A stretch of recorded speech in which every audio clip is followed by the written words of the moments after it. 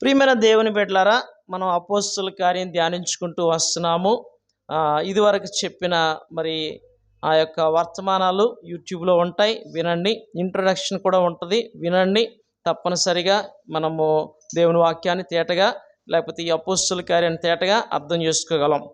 అయితే అపోస్తల కార్యం 3వ అధ్యాయంలో 11వ వచనం నుండి 26వ వచనం వరకు ఉన్న ఆ వాక్య భాగాన్ని ఈరోజు ధ్యానించుకుందాం.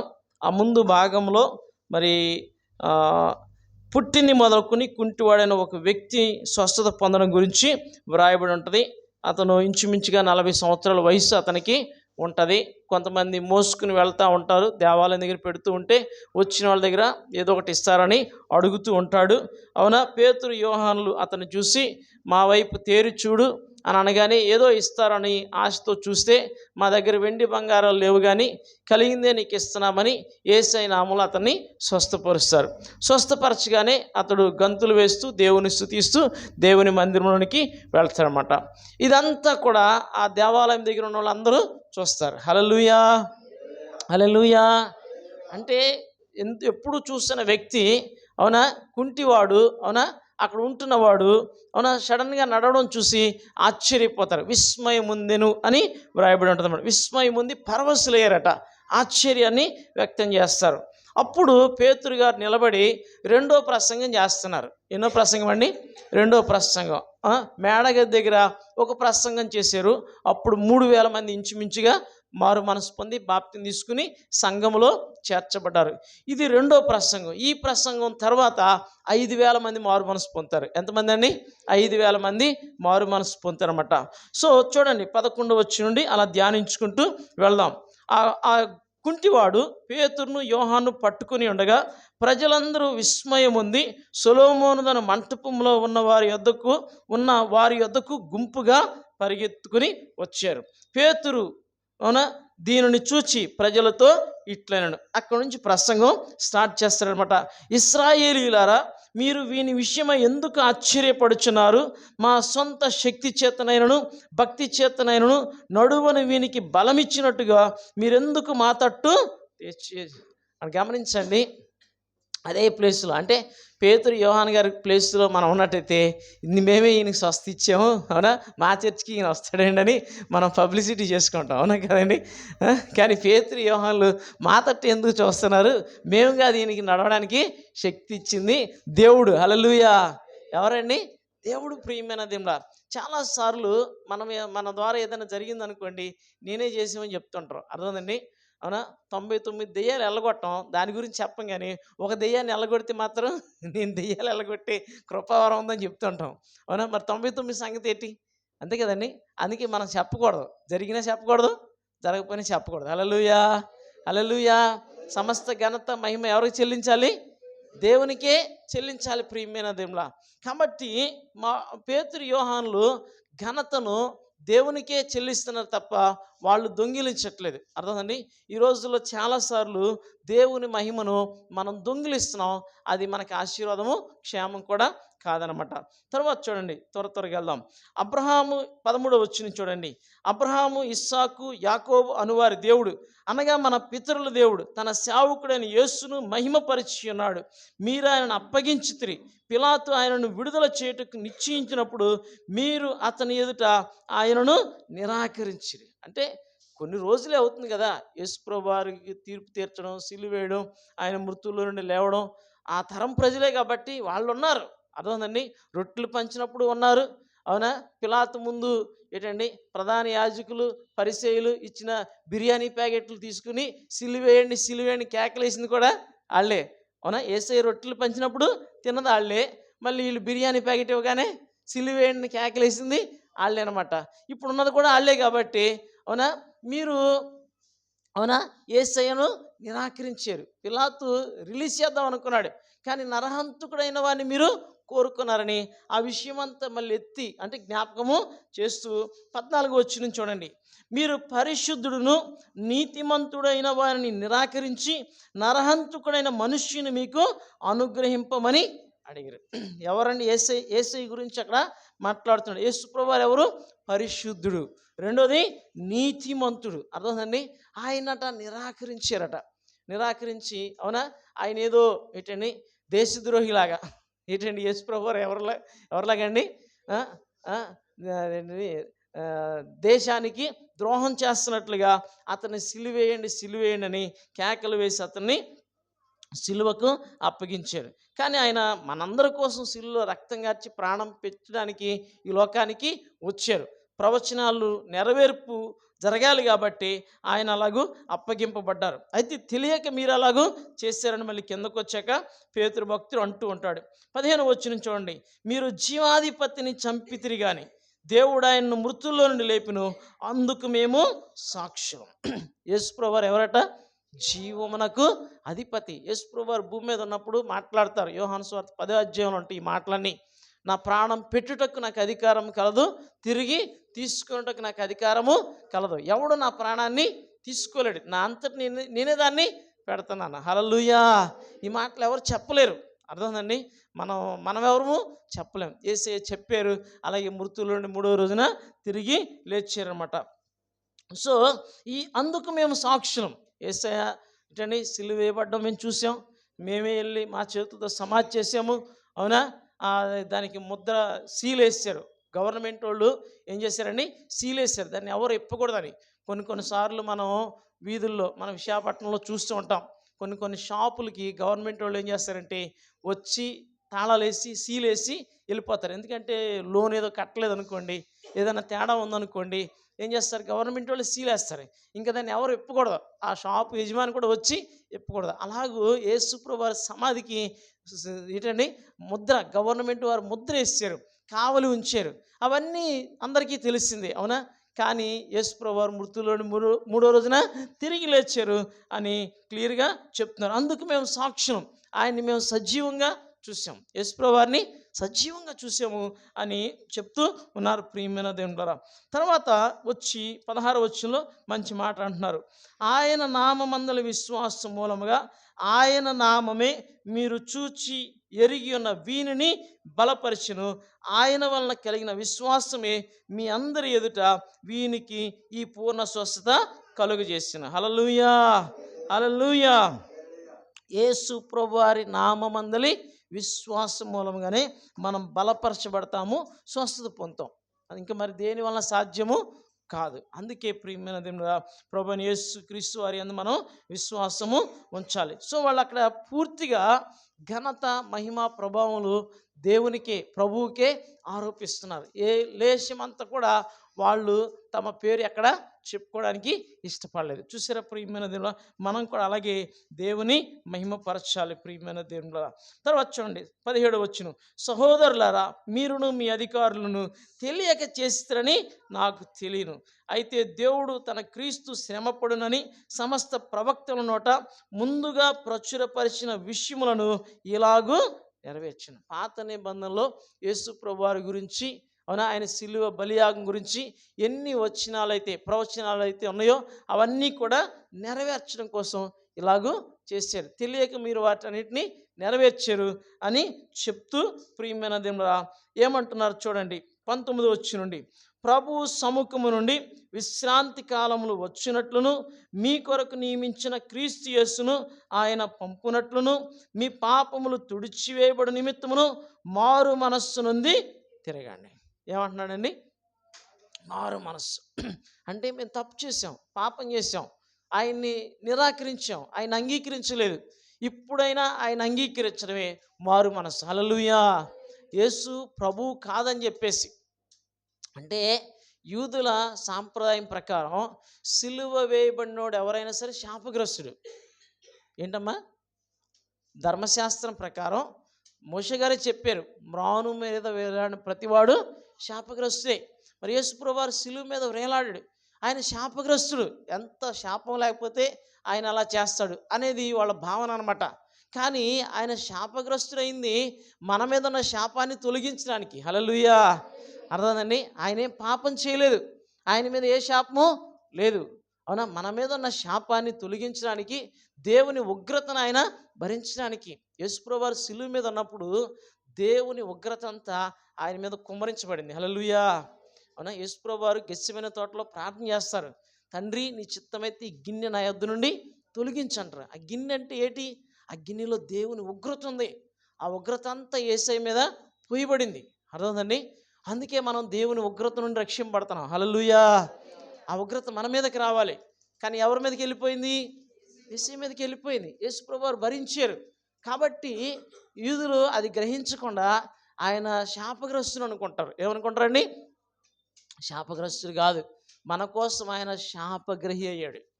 మనల్ని శాపం నుండి విమోచించాడు. కాబట్టి దినాన ఈ విషయాలన్నీ తెలియక వాళ్ళు ప్రభువుని అంగీకరించలేదు. ఇప్పుడైనా మారు మనస్సు పొందండి. విశ్రాంతి కాలం రాబోతుంది. ఏ కాలం అండి? విశ్రాంతి కాలం. విశ్రాంతి కాలం అంటే నిత్యజీవం. ఏంటమ్మది? నిత్యజీవం. అర్థమవుతుందండి? ఈ లోకం ఎవరికి శాశ్వతము కాదు, పరలోకమే శాశ్వతం. ఈ భూమి ఆకాశం అన్నీ గతించిపోతాయి. అవునా? పంచభూతములన్నీ మహావేంద్రంతో లయమైపోతాయి. కాబట్టి దినాన మనకు దేవుడు విశ్రాంతిని నిలిచి ఉంచాడని హెబ్రీయులకు రాసిన పత్రిక 4వ అధ్యాయంలో క్లియర్గా ఉంటుంది అన్నమాట. కాబట్టి విశ్రాంతిలోనికి ప్రవేశించాలని దేవుని వాక్యము సెలవిస్తుంది. అయితే గమనించండి, ఆ తరువాత 21వ వచనం చూడండి. అన్నిటికీ కుదురుబాటు కాలములు వచ్చునని దేవుడు ఆది నుండి తన పరిశుద్ధ ప్రవక్తల నోట పలికించెను. అంతవరకు యేసు పరలోక నివాసి అయినుట ఆవశ్యకము. హల్లెలూయా! గట్టి హల్లెలూయా! ఆ మాట అండర్లైన్ చేసుకోండి. కుదురుబాటు కాలములు. ఏ కాలములు? కుదురుబాటు కాలాలు రావాలట. కుదురుబాటు కాలాలంటే యేసయ్య రాకడకు, అవునా, కావలసిన సిద్ధపాటు. యేసయ్య రావాలంటే అన్నీ కుదురుబాటు అవ్వాలి. ఇప్పుడు సంఘం ఇలాగుంది. ఎలా ఉంది? పాత నిబంధనలో ఏలియా భక్తుని అంటాడు, ఎన్నాళ్ళ మట్టుకు మీరు 2 తలంపుల మధ్య తలబడతారు అన్నాడు. అవునా? ఆ రోజుల్లో 2 తలంపులే ఉన్నాయి, కానీ ఈ రోజుల్లో 2000 తలంపులు ఉన్నాయి. అవునా కదండి? ఒక్కొక్క సంఘానికి ఒక్కొక్క డినామినేషను, అవునా, ఒక్కొక్క సిద్ధాంతం, అవునా, ఎన్నో గందరగోళాలు అనమాట. ఇవన్నీ పోవడమే కుదురుబాటు కాలం. హల్లెలూయా! అర్థమైందండి? ఇవన్నీ పోవాలి. అవునా? సంఘాలన్నీ ఒకటే. అర్థమైందండి? అంతా క్రీస్తు సంఘం అంతా ఐక్యమైపోద్ది అనమాట. ఒకటే సంఘం అనమాట. ఇంకా మళ్ళీ ఎక్కువ సంఘాలు ఇంకేమీ ఉండవు, ఎక్కువ డినామినేషన్ ఉండవు. ఈ పేర్లు బోర్డులన్నీ ఎగిరిపోతాయి. హల్లెలూయా! సంస్థలన్నీ ఎగిరిపోతాయి. అవునా? అర్థమైందండి? పరలోకంలో పలానా సంస్థని దేవుడు పిలవడం, పలానా సంఘం అని పిలవడం. అర్థమైందండి? ఒకటే సంఘం. హల్లెలూయా! దేవుడు ఒక్కడే, ప్రభు ఒక్కడే, అవునా, సంఘం ఒకటే, బాప్టిజం ఒకటే, విశ్వాసం ఒకటే, ఇవన్నీ ఒకటే. హల్లెలూయా! గట్టి హల్లెలూయా! అందుకని ప్రియమైనదేమో కుదురుబాటు కాలం అంటే సంఘము పెండ్లి కుమార్తెలాగా సిద్ధపడాలి. అర్థమని? పెండ్లి కుమార్తెలాగా సిద్ధపడినప్పుడు అప్పుడు యేసయ్య వస్తాడనమాట. అప్పటి వరకు యేసు పరలోక నివాసి ఏంట ఆవశ్యకము. యేసు ప్రభువారి గురించి పాత నిబంధనలోనే, కీర్తనలోనే రాసి ఉంటుంది. 110వ కీర్తనలో, అవునా, మొదటి వచనంలో దావీదు భక్తుడు చెప్తున్నాడు, ప్రభువు నా ప్రభువుతో సెలవిచ్చిన వాక్కు, అవునా, నేను నీ శత్రువులను నీ పాదపీఠంగా ఉంచు వరకు నీవు నా కుడిపార్శ్వన కూర్చో. హల్లెలూయా! ఇప్పుడు యేసయ్య శత్రువులు ఎక్కువైపోయారు. యేసయ్యకి శత్రువులు, యేసయ్యని దూషించే వాళ్ళు ఎక్కువైపోయారు. వాళ్ళందరూ కూడా ఏమవుతారంటే ఆయన పాదపీఠముగా అయ్యేంత వరకు యేసయ్య అక్కడ ఉంటారు. కానీ పరమందున ఆసీనుడు యేసయ్యని దూషిస్తుంటే అపహాస్యం చేస్తున్నాడు, నవ్వుతున్నాడు. అవునా? వీళ్ళు యేసయ్యను దూషించి నవ్వుతుంటే వాళ్ళని చూసి దేవుడు నవ్వుతున్నాడు. హల్లెలూయా! అది వాళ్ళకి తెలియదు. అవునా కదండి? సో గమనించండి, అప్పటి వరకు యేసు పరలోక నివాసి ఉంట ఆవశ్యకం. అప్పుడు యేసయ్య మేఘారూఢే వస్తాడు. అన్ని కుదురుబాటు కాలాలు వచ్చి సంఘమంతా ఒకటే అయ్యి పెండ్లి కుమార్తెలాగా సిద్ధపడి యేసయ్య రండి అని ప్రార్థన చేస్తారు కదా, ఒక ప్రార్థన. అవునా? ప్రకటన గ్రంథంలో ఉంటాయి. 22వ అధ్యాయం చూడండి. 22వ అధ్యాయంలో సంఘమంతా సిద్ధపడ్డాక, అవునా, పరిశుద్ధాత్మ దేవుడు సంఘము కూడా ఈ ప్రార్థన చేస్తే అప్పుడు యేసయ్య వస్తారు. అప్పుడు వరకు యేసయ్య రారు, అక్కడే ఉంటారు. చూడండి ప్రియమైన దేవులారా, 22వ అధ్యాయం 20వ వచనం. ఈ సంగతులను గురించి సాక్ష్యం ఇచ్చేవాడు అవును త్వరగా వచ్చునని చెప్పుచున్నాడు. ఆమేన్, ప్రభువైన యేసు రమ్ము. అది కాదు, ఇంకో మాట ఉంటుంది చూడండి ప్రియమైన దేవులారా, 17వ వచనం. ఆత్మయు పెండ్లి కుమార్తెయు రమ్ము అని చెప్పుచున్నారు, వినువాడును రమ్ము అని చెప్పాలి. ఆత్మ, పెండ్లి కుమార్తె, పరిశుద్ధాత్మ దేవుడు పెంతెకొస్తు నాడు వచ్చారు భూమి మీద. అప్పటి నుంచి ఇంకా ఇప్పుడు ఇక్కడే ఉన్నారు, ఇంకా వెళ్ళిపోలేదు. ఎప్పుడు వెళ్తారంటే మనల్ని తీసుకుని వెళ్తారు. హల్లెలూయా. అప్పటి వరకు ఇక్కడే ఉంటారు. ఆత్మదేవుడు ప్రభువుకి అవునా, అయ్యా మీరు రండి అని చెప్పాలి. పెండ్లి కుమార్తె అంటే సంఘం కూడా రమ్ము అని చెప్పాలి. అప్పుడు యేసయ్య వస్తారు. అప్పుడు వరకు రారు. హల్లెలూయా. మనం ఈరోజు ప్రార్థన చేసామని ఆయన ఏమి వచ్చేయరు. అర్థమవుతుందండి. సంఘము ప్రార్థన చేయాలి, పరిశుద్ధాత్మ దేవుడు కూడా వీళ్ళు రెడీ ఎత్తబడ్డానికి, పరలోక రాజ్యానికి అర్హులు అని చెప్పేసి పరిశుద్ధాత్మ దేవుడు కూడా ప్రార్థన చేస్తే అప్పుడు యేసయ్య వస్తారు. హల్లెలూయా. అన్ని కుదురుబాటు కాలాలు వచ్చినప్పుడు ఇంకా చాలా విషయాలు ఉన్నాయి, నేను ముందుకు వెళ్తున్నాను. సో అప్పటి వరకు యేసు పరలోక నివాసి అయుట ఆవశ్యము అని చెప్తున్నారు. 22వ వచనం చూడండి. మోషే ఇట్లనెను, ప్రభు అయిన దేవుడు నా వంటి ఒక ప్రవక్తను మీ సహోదరులలో నుండి మీ కొరకు పుట్టించును. ఆయన మీతో ఏమి చెప్పినను అన్ని విషయములలో మీరు ఆయన మాట వినాలి. ద్వితీయోపదేశకాండంలో 18వ అధ్యాయంలో 16వ వచనం ఉంటుంది ఈ మాట. మోషే గారు అవునా ఇశ్రాయేలుకి రెండోసారి బోధ చేస్తూ, రెండో తరం వారికి బోధ చేస్తూ, నాలాంటి ఒక ప్రవక్తను దేవుడు మీ సహోదరుడు మీ కొరకు పుట్టిస్తాడు, ఆయన చెప్పిన మాట మీరు వినాలి అని. ఎవరి గురించి అంటే ఇదిగో ప్రభు గురించి చెప్పారు. హల్లెలూయా. ఎవరి గురించి చెప్పారండి? ప్రభు గురించి చెప్పారు. ఈయన మాట అందరూ వినాలి. అర్థమండి. ఈయన మాట వినని వాడు ప్రజల్లోంచి కొట్టివేయబడతాడట. ఆడు ఇంకా సర్వనాశనం అయిపోతాడని కూడా రాస్తుంది కింద వచనాల్లో. 23వ వచనం చూడండి. ఆ ప్రవక్త మాట వినని వాడు ప్రజల్లో ఉండకుండా సర్వనాశనం, పూర్తిగా నాశనం అయిపోతాడు. అంటే నరకమే ఇంకా. అందుకని ఆయన మాట వినాలి. ఎవరి మాట వినాలి? ఆయన మాట వినాలి. మరియమ్మ గారు ఏమన్నారు? ఆయన చెప్పించేయండి అన్నారు. అవునా కాండి? తండ్రి అయిన దేవుడు ఏమన్నారు? అనా తాబోరు కొండ మీద ప్రభువారు రూపాంతరం చెందినప్పుడు పేతురు భక్తుడు ఎగ్జైట్ అయిపోయి, ప్రభువా అవునా నీకు ఒకటి, మోషే ఒకటి, ఏలియా ఒకటి 3 పర్ణశాలలు కట్టేద్దామని అంటే అప్పుడు ఆకాశంలో ఒక స్వరం వచ్చి, అవునా ఈయన నా ప్రియ కుమారుడు, ఈయన యందు నేను ఆనందించును, ఆయన మాట మీరేనండి. ఆయనకి సలహాలు ఇవ్వద్దు. హల్లెలూయా. ఏంటండి? ఆయనకి సలహాలు ఇవ్వకూడదు. మనం దేవుడికి ప్రభువుకి సలహాలు ఇవ్వకూడదు. ప్రభువు మాట వినాలి. ఎవరి మాట వినాలని? అందుకే ప్రభు ఏం చెప్పారు అన్న కొండ మీద ప్రసంగంలో 7వ అధ్యాయంలో 24వ వచనం నుండి కిందకు వస్తే, ఈ నా మాటలు విని వాటి చొప్పున చేయి ప్రతివాడును బండ మీద తన ఇల్లు కట్టుకున్న బుద్ధిమంతుని పోలి ఉంటాడట. వానలు వచ్చినా వరదలు వచ్చినా ఆ ఇల్లు కూలిపోదు. ఆయన మాటలు వినని వాడు ఇసుక మీద తన ఇల్లు కట్టుకున్న బుద్ధిహీనుని పోలి ఉంటాడు. అవునా? వానలు వస్తాయి, వరదలు వస్తాయి, గాలి కొడుతుంది, అవునా ఆ ఇల్లు కూలిపోద్ది. అందుకే ఆయన మాట వినాలి. ఎవరి మాట వినాలి? యేసయ్య మాట వింటే మనం బ్రతికిపోతాం. హల్లెలూయా. హల్లెలూయా. హల్లెలూయా. సో ఆ ప్రవక్త అంటే మోషే ఏ ప్రవక్త గురించి చెప్పాడంటే యేసయ్య గురించే చెప్పారు. తర్వాత చూడండి 24వ వచనం. మరియు సమూయేలు మొదలుకొని ఎందరు ప్రవక్తలు ప్రవచించిరో వారందరూ ఈ దినమును గురించి ప్రకటించిరి. ఎవరి గురించి అండి? యేసయ్య గురించే. అర్థమండి. యేసయ్య గురించే వాళ్ళందరూ ప్రవచనం చెప్పారు. మోషే భక్తుడు కావచ్చు, అవునా సమూయేలు భక్తుడు కావచ్చు, దావీదు కావచ్చు, యెషయా కావచ్చు, అందరు భక్తులు అవునా ప్రభు గురించే చెప్పారు.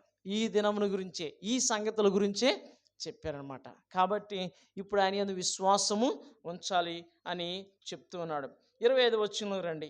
ఆ ప్రవక్తలకును అవునా దేవుడు అబ్రహాముతో నీ సంతానమందు భూలోక వంశములన్నీ ఆశీర్వదింపబడినని చెప్పి మీ పితరులతో చేసిన నిబంధనకును మీరు వారసులై ఉన్నారు. దేవుడు అబ్రహాం గారితో వాగ్దానం చేస్తారు. ఏమని వాగ్దానం చేస్తారంటే నీ మూలముగా. ఎవరి మూలంగా అండి? నీ మూలముగా, నీ సంతాన మూలముగా భూమి మీద ఉన్న వంశములన్నీ ఏంటంట? వంశాలు, అన్ని జాతుల వారు, ఒకరు కాదు ఇద్దరు కాదు, అన్ని జాతుల వారు నీ సంతాన మూలంగా ఆశీర్వదించబడతారు.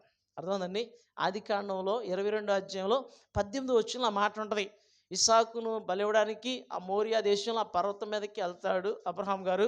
అవునా దేవుడు ఆగు, నీకు ఒక్కడైనా నీ కుమారుని ఇవ్వడానికి వెనుదీయలేదు కాబట్టి నువ్వు నన్ను ప్రేమిస్తున్నావని, నాకు భయపడుతున్నాని దీనివల్ల నేను తెలుసుకున్నాను అని చెప్పి వాగ్దానాన్ని స్థిరపరుస్తున్నారు. అంతకుముందే చేశారు. ఆదికాండం 12వ అధ్యాయంలో చదువుతాం. అవునా అక్కడ చెప్పిన వాగ్దానం, 15వ అధ్యాయంలో చెప్పిన వాగ్దానం, 17వ అధ్యాయంలో చెప్పిన వాగ్దానాలు మళ్ళీ 22వ అధ్యాయంలోకి వచ్చేసరికి స్థిరపరిచారు. ఏం చేశారండి? స్థిరపరిచి నీ సంతానము మూలంగా. ఎవరి మూలంగా? నీ అంటే ఇస్సాకు గురించి చెప్పలేదు, యేసయ్య గురించి చెప్పారు. ఎవరి గురించి చెప్పారు? యేసయ్య గురించి చెప్పారు. చూడండి, గలతీయులకు రాసిన పత్రిక 3వ అధ్యాయం 16వ వచనంలో మాట ఉంటుంది. గలతీయులకు రాసిన పత్రిక 3వ అధ్యాయం 16వ వచనం చూడండి.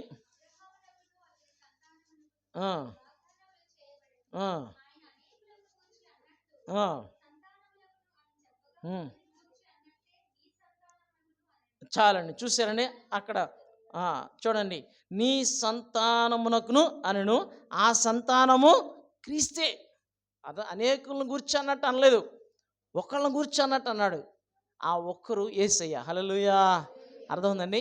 కాబట్టి ప్రవక్తలందరూ కూడా, అవునా, అబ్రహాం గారితో దేవుడు చెప్పిన ఆ యొక్క ఏంటండి నిబంధన, ఆ వాగ్దానానికి ఏంటండి మనం అందరం వారసులమైనాం. వాళ్ళు చెప్పిన వాగ్దానాలకి మనం ఏమై ఉన్నాం?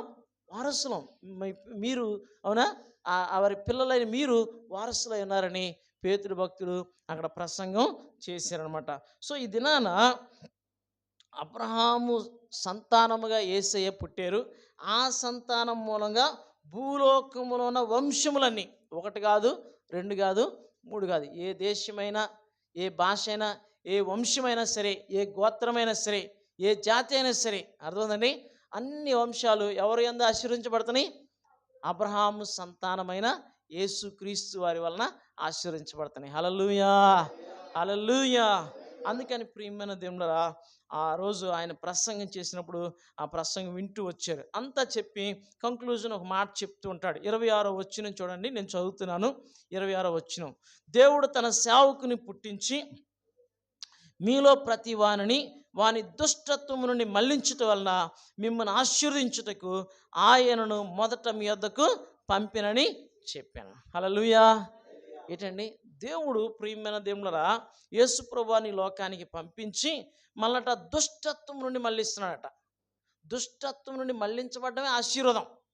అర్థమైందండి? మనము నిజంగా యేసయ్యని నమ్ముకుంటే మన హృదయం మారుతుంది, మన మనస్సు మారుతుంది, మన పరిస్థితి మారుతుంది. ఒకవేళ యేసయ్యని నమ్ముకోలేదంటే మన యేసయ్యని కాదు నమ్ముకుంది, క్రైస్తవ మతాన్ని నమ్ముకున్నాం. మతము మనిషిని మార్చదు, మతం మనిషిని మార్చదు, యేసయ్య మనిషిని మారుస్తాడు. హల్లెలూయా. ఎవరైనా మారుస్తారు? క్రైస్తవ మతం మార్చదు, క్రీస్తు మనల్ని మారుస్తాడు. ఎవరు మారుస్తారండి? క్రీస్తు. అర్థమండి?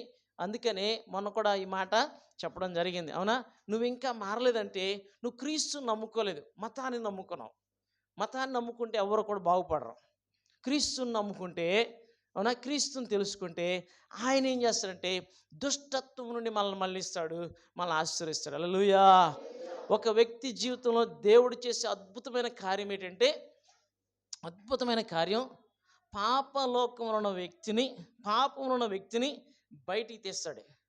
బయటికి తీసి పరిశుద్ధపరుస్తాడు. పరిశుద్ధపరిచి ఈ వ్యక్తిని మళ్ళీ పాపలోకంలో పంపిస్తాడు. పాపంలో పంపించి పాపంలో పడకుండా కాపాడతాడు. అది అద్భుతం. హల్లెలూయా. అద్భుతం ఏంటమ్మా? ఉద్యోగం రావడం అద్భుతం కాదు, పెళ్ళి అవడం అద్భుతం కాదు, పిల్లలు పుట్టడం అద్భుతము కాదు, ఇల్లు కొనుక్కోవడం అద్భుతము కాదు, ఉద్యోగం రావడం ఏం అద్భుతాలు కాదు. అన్నిటికంటే అద్భుతాలు ఏంటండి? పాపములో నుంచి బయటికి రావడం అద్భుతం. బయటకు వచ్చి పరిశుద్ధపరచబడి నీతిమంతులు గుండి మళ్ళీ పాపలోకంలోకి వెళ్ళి పాపం చేయకుండా ఉండడం అద్భుతం. హల్లెలూయా. అందుకే పేతురు భక్తుడు అంటాడు, మీరు చీకట్లో నుండి ఆశ్చర్యకరమైన తన వెలుగులోనికి మిమ్మల్ని పిలిచిన వాని గుణాతిశయములను ప్రచురము చేయ నిమిత్తం. అంటే చీకట్లో నుండి వెలుగులోకి వచ్చి ఇక్కడ మనం రక్షణ పొంది పరిశుద్ధపరచబడి మళ్ళీ చీకట్లోకి వెళ్ళాలి. మరి చీకట్లో ఉన్న వాళ్ళ దగ్గరికి వెలుగుగా వెళ్ళాలి. మనము చీకట్లోకి వెళ్ళి చీకట్లో పడిపోయామనుకోండి, మరి ఇంకా తేడా ఏముంది? ఏ తేడా లేదన్నమాట. సో ప్రియమైన దేవునులారా, అది అద్భుతం అనమాట. యేసయ్య ఒక వ్యక్తి జీవితంలో చేసే మహా అద్భుతం. ఇవన్నీ చిన్న చిన్నవి. ఉద్యోగం వచ్చిందా? దేవుని స్తోత్రం. పెళ్ళి అయిందా? దేవుని స్తోత్రం. ఇల్లు కొనుక్కున్నారు? దేవుని స్తోత్రం. ఇవి చిన్న చిన్న అద్భుతాలు. అవునా? మహా అద్భుతం ఏంటండి? పాపంలో నుంచి బయటికి తీసి పరిశుద్ధపరిచి నీతిమంతులుగా చేసి మళ్ళీ పాపలోకంలోనికి పంపించి అక్కడ పాపంలో పడకుండా కాపాడడం, జీవించేలా చేయడం అద్భుతం అనమాట. హల్లెలూయా, హల్లెలూయా. పాపలోకంలోకి వెళ్ళి పాపంలో పడిపోతే అద్భుతం జరగల. అర్థమైందండి? పాపలోకంలోకి వెళ్ళలేదు అనుకోండి, ఇంకా పరిశుద్ధులు అని చెప్పుకోకూడదు. అవునా? మనం బయట ఉన్నప్పుడు పరిశుద్ధులమే, పంజరంలో ఉన్నప్పుడు అవునా పరిశుద్ధులమే, బయటకు వచ్చాక అప్పుడు ప్రియమైన దేవుడా అప్పుడు మనం చెప్పుకోవాలి. అప్పుడు దేవుడు నన్ను మార్చాడు. హల్లెలూయా. అర్థమైందండి? సో అలా దేవుడు మారుస్తాడు, మార్చి మనల్ని సాక్షులుగా పెడుతున్నాడు. అర్థమైందండి? అది అద్భుతం. అలాగ దేవుడు అద్భుతం చేస్తున్నాడు. అది మనకి గొప్ప ఆశీర్వాదం. కాబట్టి ప్రియమైన దేవుడా గబగబా 2 మాటలు జ్ఞాపకం చేసుకుందాం. యేసు ప్రభు వారి గురించి ఈ ప్యాసేజ్లో ఒక దగ్గర ప్రవక్త అని రాస్తుంది, ఒక దగ్గర సేవకుడు అని రాస్తుంది, ఒక దగ్గర జీవాధిపతి అని రాస్తుంది, ఒక దగ్గర నీతిమంతుడు అని రాస్తుంది, ఒక దగ్గర పరిశుద్ధుడని రాస్తుంది. అవునా కదండి? సో ఇవన్నీ మన ప్రభువే. అవునా? సో ఆయన సేవకుడని లీస్ట్ కాదు, ప్రవక్త అని లీస్ట్ కాదు. అవునా? ప్రవక్త. మోషే గారు ఏమన్నారు? ప్రవక్త అన్నారు. ఇక్కడికి వచ్చాక సేవకుడు అనే మాట వ్రాయబడింది. అవునా కదండి? సో ఆయన దాసుడిగా వచ్చాడని మనము దాసుడిగా చూడకూడదు. అర్థమైందండి? ఈ మధ్యలో మీరు కూడా న్యూస్లో చూసి ఉంటారు.